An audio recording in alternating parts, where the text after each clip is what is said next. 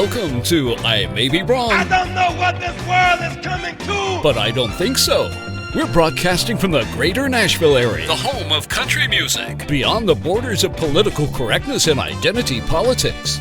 Facts and faith are our demarcations. Truth lights our path. Here's the Barry White of Podcast Radio, The Venerable Alfonso Ashworth. Well, welcome to another exciting episode of I May Be Wrong, but I don't think so. Of course, we welcome you in today. We got a great program for you. I've got someone waited in the queue that I've known for a while. Met him a few years ago through the Line Chasers radio program. He's from Boise, Idaho. Alan C. Jones is someone you're really gonna enjoy.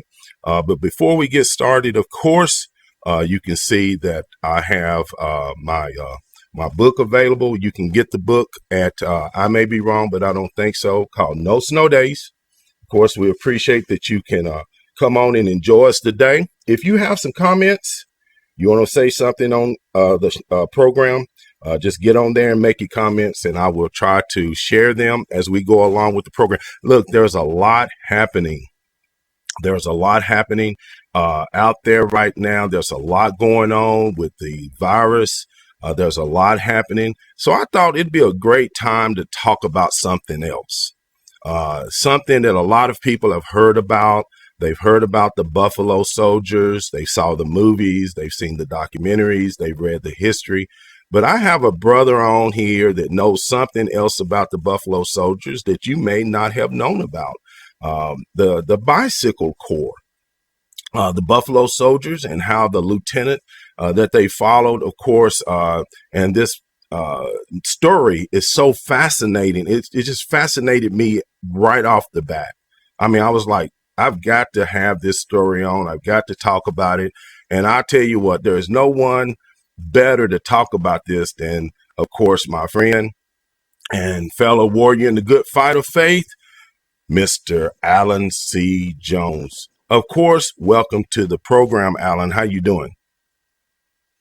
I'm doing very well, except my volume went down a little bit. It's a little hard to hear you now than it was a little while ago. Can you hear me now? I mean, I can hear you, but you're very faint for some reason. All right. Well, let me see if I can help you with that. Let me see where I can go, Alan.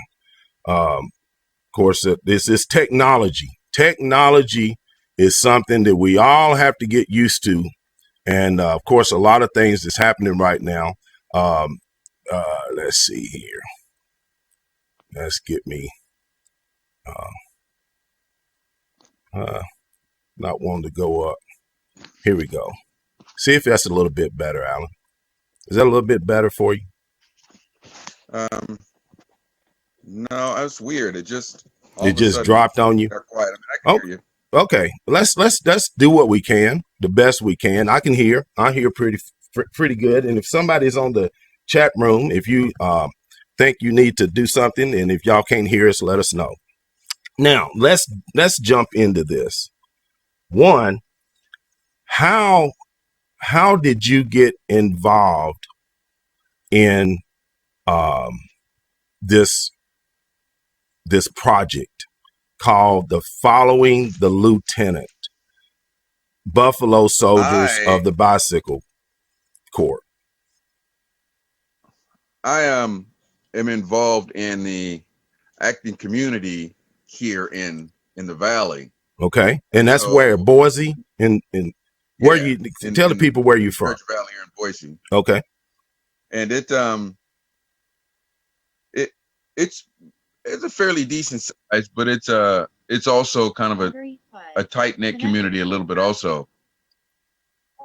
When word know other people and looking at different polls, and the guy director contacted me on this project.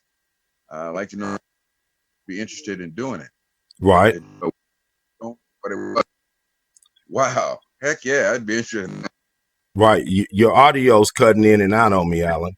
I'll tell you what I'm going to do. Let me call you, and I'm going to get you on the call. Oh, Yeah, because it's feedback. I can hear myself. Yeah. Do you have some headphones you can put on? Do you have a headset? I do. Okay. See if you can grab your headsets because we're getting some feedback right there. And that'll help. That'll probably help you with the sound too, big guy.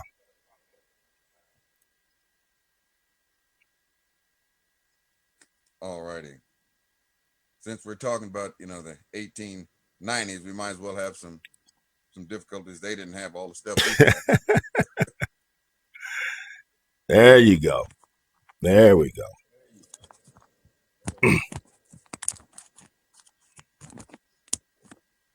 Got it? All right. There you go. Say something. Check we're good. Yeah, there we go. Now let's do this. Now, getting back to where we were, tell the audience, one, how did you get in acting? What brought you to how to get involved with this project with the Buffalo Soldiers? Well, I have been basically acting since elementary school. Okay. Matter of fact, but the first role I ever had in fifth grade was Reverend Ralph Abernathy. Okay. Was in a play about Martin Luther King. And it just kind of developed from there. I went and got into drama in junior high and then into play production on through high school. And it's something that I enjoyed. I did fairly well, matched my personality along with all the other things I was doing. And then when a few years back, I let it die for a while. You get to work and you do all these things, but it just, certain things don't leave you. Right. So I answered an ad. I got back involved in doing some commercials and other video projects, and it just blossomed from there. And then I ended up getting an agent for another avenue to get some roles. And right. Still dabbled on the stage, some theater work. I was on the board for a theater company for a while. And of course, that led you, of course, into this project that we want to discuss about the Buffalo Soldiers. Explain to the audience, if they're not familiar with the Buffalo Soldiers, what are the Buffalo Soldiers? What were they? Now, see, it was interesting because I, of course, like many of us, have heard of the Buffalo Soldiers. I knew about them for years and years, but and of course, they were the black troops in the army back in the late 1800s, and of course, they were a separate unit. But primarily, what I didn't know before this project was that the Indians are the ones that came up with the name, the Buffalo Soldiers. Wow. Because of the hair that the blacks had, and then they wore a lot of buffalo hide. And so that's and they were a very tough outfit. So I knew about that, but then when I heard about this aspect of the Bicycle Corps, I had never heard of that part of it, like most people. So that was interesting and intriguing. And I don't have a copy of the book, but I got to see, working on this project, a little bit of this book is called Iron Riders. And that kind of tells the story about the Bicycle Corps, the Buffalo Soldiers. And so that's who the Buffalo Soldiers are. They were tough. And of course, the bicycle and the lieutenant, the story, and the character that you played. Which character are you playing in this documentary? I'm playing a character. His name is Mingo Sanders. Okay. And Mingo Sanders was basically a career man in the Army, and he was one of the first people to get involved. He was chosen to be a part of the Bicycle Corps from this guy, Lieutenant Moss, who was trying to make a name for himself in the Army, and he was a bicycle enthusiast, kind of like the director of this documentary.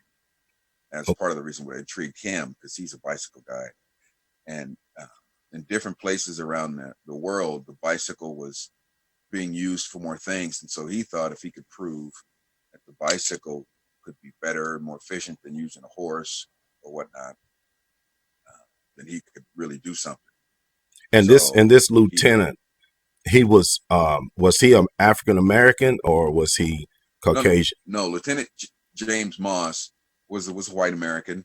He went to West Point.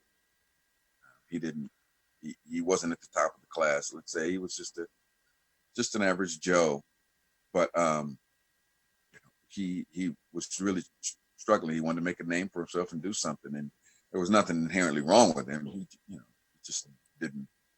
So in essence, he was given this assignment because, one, he wasn't at the top of his class, so to speak, but apparently he had this idea about using the bicycle because of his, that's how it all started, because of his own passion, of course.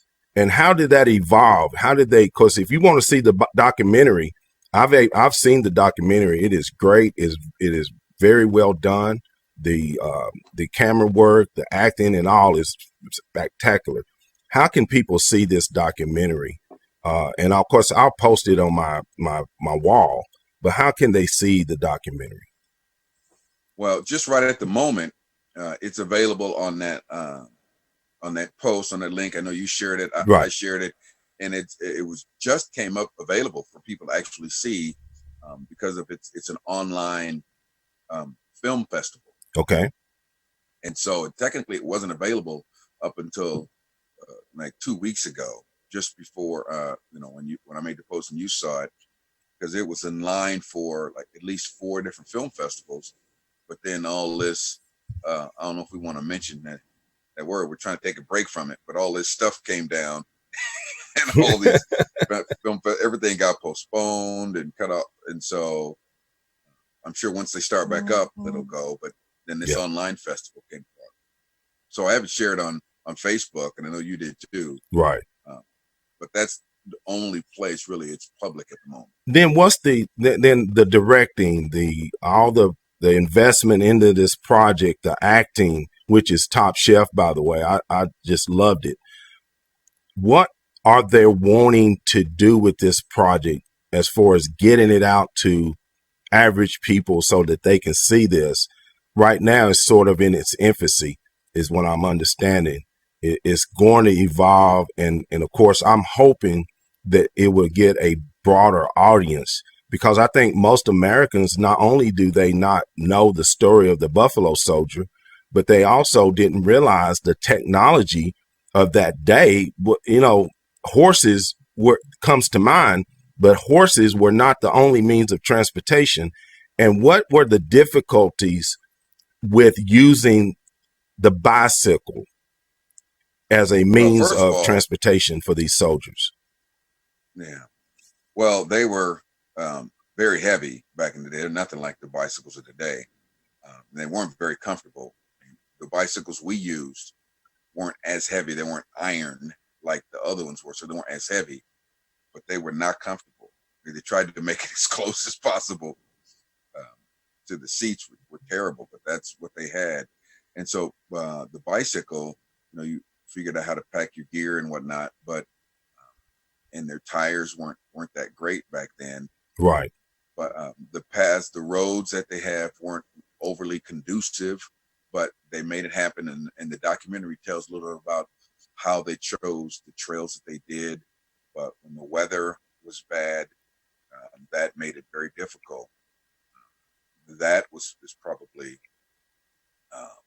the 2 drawbacks, I would think, from the bicycle as opposed to the horse. Yeah. Where you could pack more on that horse, and the horse did better on rough terrain. Yeah. Other than that, yeah. But the bicycle did have an advantage, and if people look at this documentary, the bicycle has some advantages that a horse would not be able to easily be used. The fact that the bicycle could be hidden easier. Yeah. I found that to be fascinating. No, you didn't have to feed the bicycle. And of course, but as you just said, it was very difficult. The average size of this group, what was the size of the typical bicycle group in the Buffalo Soldiers of Bicycle Corps? It was about 20. About 20 to a Yeah, corps. about 20. On the big ride in 1897. They did have a little practice ride in 1896 that were very short and weren't as many people. And then they did the big one because they were all volunteers. Okay. So they didn't have to do it. And so, but they set out what they accomplished what they set out to do. It's just that afterwards, the Army did not choose to make more use of the bicycle. But I'm surprised because the feeling that I had about it is that it was a great idea for its time. It had its advantages and disadvantages. Now, being a part of the Buffalo Soldiers, and you playing that role, what did that give you a sense of in terms of the history? And the part of the country that we're talking about was very rugged. Give the audience an idea of what that would have looked like for the Black soldiers. Well, of course, they were a separate unit, and they didn't get the nice, shiny assignments that the white troops got. But they were committed, and they were faithful. They were out west in the post, Montana, Wyoming area, and then on down in St. Louis. So I mean, they had to do what they had to do. But they were tough and they were committed, and it made me think more of how heartfelt the Black troops were back in the day. Right.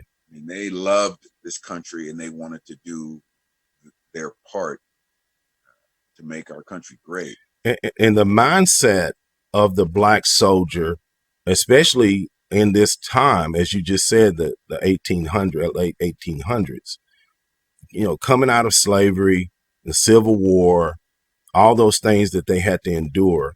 And then for some of these soldiers, it became their way of life. Much like today, people take a profession, whether that be in broadcasting or sports or whatever line of profession they choose to go in. And some are better than others. Were these soldiers special? Were these special soldiers in terms of their career? I think they were special by the time they finished, but okay. They, I don't think they were particularly special. I mean, as a group, like Mingo Sanders had a special quality to him, and that's why he was kind of the right-hand man. He was Sergeant Mingo Sanders, actually. And he was, as one guy puts it, he was the soul of this project. Okay. Because and they all respected the lieutenant who was in charge. And, I must admit, they look so proud, in a godly way of what they were doing, what they were trying to accomplish. And it didn't seem like it was just about them. Like so many things nowadays, it seems like, well, it's about me and what I can do. But right. I don't think they didn't seem to see it that way. Well, it's encouraging. And, of course, you said godly, and I'm sure a lot of these soldiers had a close relationship in a religious way after, of course, coming through so much of what they did in their families and whatnot. How can you give that message today in terms of our belief and what we're struggling with, even today as a race, how we're struggling with, abortion, how we're struggling with crime, how we're struggling with drugs, how things are so difficult for some in our groups. How can we use what our forefathers did, especially these soldiers? How can we encourage young people to not be so caught up in themselves, but be willing to work hard for others? How can we give that message in a biblical way? Well, part of it is parenting, of course. We don't even need to say that, but and part of it is really looking at the real history of it, because when we look at the real history of Black Americans, before, let's just say the 60s or 50s, Right. 1960s or 50s. It was a very biblically oriented, spiritual, from a godly sense. That word is one of my trigger words. And their views and beliefs about the country and about how family was needs to really be taught. There's so many Black people that I know personally, of course, and or related to, who don't know what political persuasion or how committed they were to the Bible back in the day. And there was that swing a few decades back where Satan got a hold of the information and the belief in the Black community and just contorted history. Correct. And so, where, so what you're saying is the biblical story, along with their determination and their tenacity, brought them through something that most of us can not imagine. I mean, I can't imagine going through what they did in order to carry out their mission, and to do so with something so basic that we think about today. You know, we use the bicycle for pleasure. I mean, you know, we don't use the bicycle for work. Most of us, we don't. But they had to use this because they had no other option. They were given this tool, they were given this project, they were given this mission, and they carried that mission out with pride, with determination, and all based on a biblical foundation. And I think that's what we're missing. And of course, I'm gonna let you kind of carry that through. One, tell my audience again who you are and how can they find this video. It's Alan Jones, not to be confused with the producer or the race car driver or the singer. But and so here in good old Boise area, Idaho, which is not anywhere near as scary as people used to think. Well, and that too, y'all dealing with the virus a little bit different out there too. We don't have time to go into that, but y'all been dealing with that a little bit better than say New York has. And I'm proud of you guys. Very proud of you. Definitely. So they can find this video. They can find the video on the link. I'll link it again to my wall. And of course, and they can go and find it. Alan C. Jones on my profile. It's there. And matter of fact, I need to check and see just how long this this online festival is. And people actually can go on and vote. Actually, I think there are other things they can see too and vote for it and which one it was. Like when you're talking about the spiritual aspect a minute ago, I wanted to mention that even Mingo Sanders, who was the leader and kind of the go-between between the troops and the lieutenant, was referred to as kind of like the spiritual advisor. Okay. You know, to keep morale up and to keep focus and to keep things in line. I mean, that's part of the reason why we have some of these issues like you were talking about, is because we're afraid of obedience. Right. Order. And commit order and commit. We think it's a bad thing. Yeah. And well, you know, they also had some dissenters. I mean, I'm sure that there were people that didn't all go along to get along all the time. But of course, we understand that in that time, it was a different time and place for the Black American. I mean, it was vastly different than what it is today. And that's why I commend you for what you're doing to bring this to the American people. Well, a couple of things I did. You know me, you'll find this funny, is before it was kind of really available, I started trying to kind of push it out there because I'm thinking, okay, this is a great story. Right. And there are a lot of people who in the Black community who say that they are, okay, this is a two-sided reason why I did it. But I even contacted the Hutchings Institute. You probably are familiar with that. Yes. That's, Professor, now I forgot his name. for African American studies and all that. I've contacted them several times to try and get them interested because this would fit right in their alley. Right. And I talked to a lady once, and she was real nice, but wasn't overly helpful. I'm thinking, come on, this is right up. This is in their wheelhouse. Yeah, this is in their wheelhouse. And I sent a message to online. It's kind of hard. Some places they don't want to talk to you. BET, I thought, okay, right. It's supposed to be Black Entertainment Television. Right. This is something you should jump on. I've never heard back from them. I think I tried to get a hold of Netflix too, or the History Channel. Yes. Or something, but I mean, once I think these film festivals come back and things start rolling again, and when it gets a little notoriety, when people kind of pay attention to some of these film festivals, I'm telling you, I am a fan. I am a fan, Alan. I've seen it. People should see it. People should share this. It should be on the broader networks in terms of the story. I think it's a great story that could be told. And I think you did a great job, helping with that project. And when you told me about what you were doing, I sort of had a vision of you acting and doing some things, but I never realized that you were involved in something of this importance. It's not about how big the project is or how many named actors are in it.